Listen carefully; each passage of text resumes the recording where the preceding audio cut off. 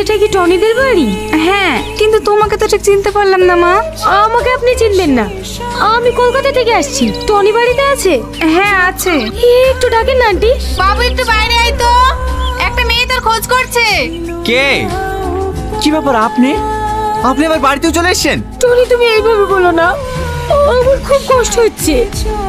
আমি তোমাকে ভালোবাসি, তাই আমি সব ছেড়ে দিয়ে আজকে তোমার কাছে চলে এসেছি। আচ্ছা, আপনার মাথায় সর্দার কি কাটা? সেদিন আসতে উল্টোপাল্টা কথা বলছিলেন, আজকে আমার বাড়িতে চলে এসেছেন। কি করবো বলো, আমার আব্বা জোর করে অন্য ছেলের সাথে বিয়ে ঠিক করেছে।